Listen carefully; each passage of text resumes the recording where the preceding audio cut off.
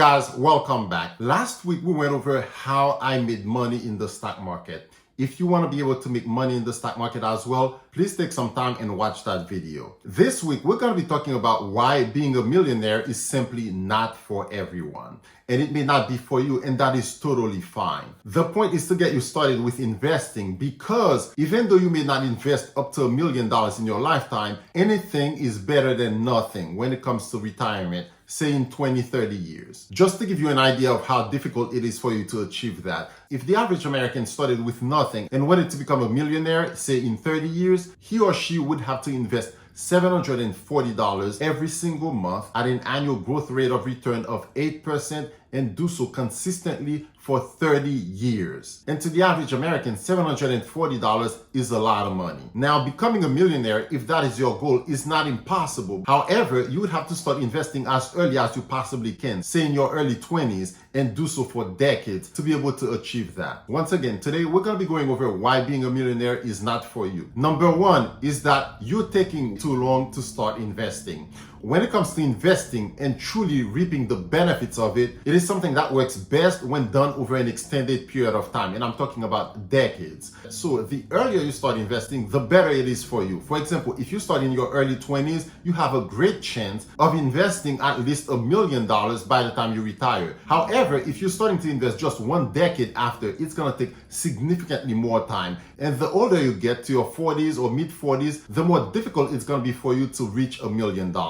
So if that is your goal, you have to start investing as early as you possibly can. Even if you begin investing with a very small amount, that amount can always be increased over time as your salary increases. And I cannot stress this enough. When you're investing over the long term, compounding is an indispensable component when it comes to building wealth over time in the stock market. And if you want compounding to be on your side, you need to give it time for that to happen. In fact, when you first begin investing, it is impossible to see the benefits of compound interest. It's not until you've had a considerable amount of money invested and it's been years that you start seeing and experiencing the power of compounding, how compound interest takes over and is allowing your money to generate more every year than you can actually contribute and invest. Now, the second reason why being a millionaire is not for you is because your spending habits are too impulsive. When it comes to investing and being successful at it, it takes a certain amount of discipline and patience for you to be able to do that and do so consistently. If you're easily tempted to buy stuff, if you're easily tempted to go into luxury stores and purchase luxury items,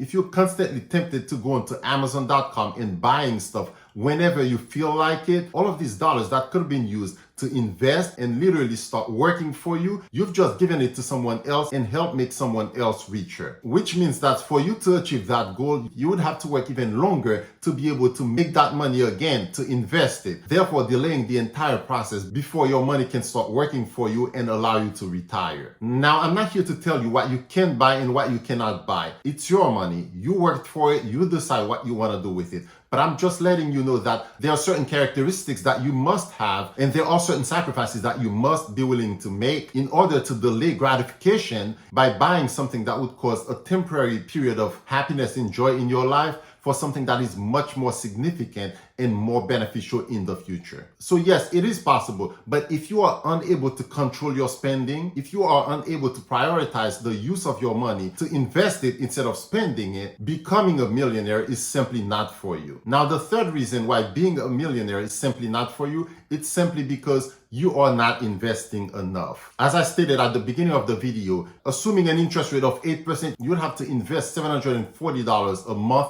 for 30 years for you to achieve that. Now, if you are unable to invest that amount, the only way you would be able to achieve the same goal by contributing less money every month is by extending the period of time that you'd spend investing. So instead of investing for 30 years from the age of 25 to the age of 55, then you may have to invest from the age of 25 to the age of 60 or 65. Now, using the same example that I just used, if everything else remains unchanged, you would have to invest for 35 years to be able to lower that amount to $500 per month instead of $740. So the longer the period of time that you have to invest, the less you have to invest per month.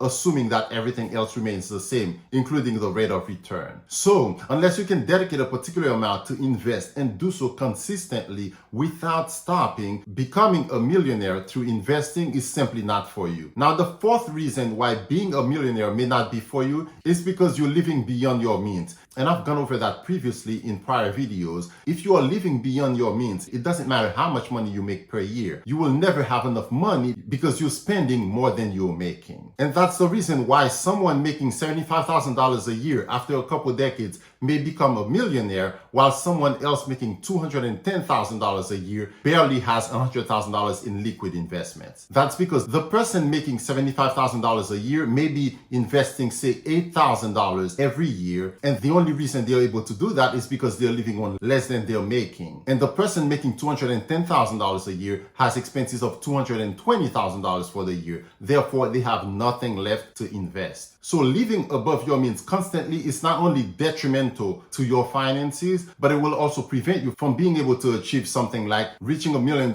in liquid net worth, or even $2 or $3 million.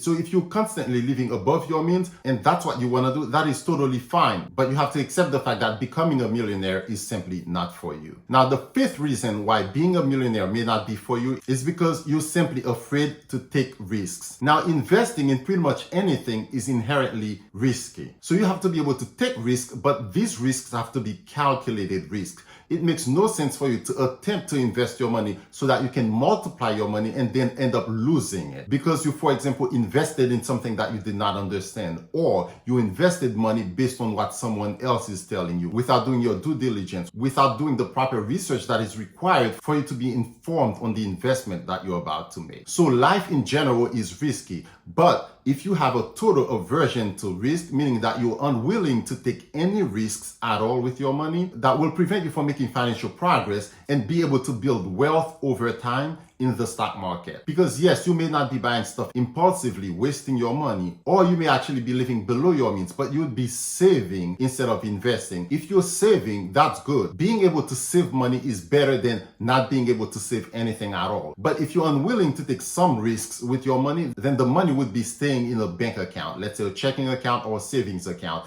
As time passes, if you know anything about inflation and how that works, is that with every month and every year that passes by, inflation will eat away at your purchasing power. So what $1,000 may be able to buy you now in 2023, it may not be able to buy you the exact same thing in 2024 because the prices of goods and services generally go up as time passes by. So for example, if you have $1,000 in the bank and the bank is paying you 3% interest, in exactly 1 year, you will have $1,030. Meaning with 3% interest, you were able to earn $30. So now you have a balance of $1,030. However, if the inflation rate is as crazy as it's been, and inflation over that same period of time, that same year was 6%, then you just essentially lost purchasing power. Anything that cost $1,000 at the very beginning now costs $1,060 with the 6% inflation. But the bank was only paying you 3%, so $30. So whatever you could have bought for $1,000, you have $1,030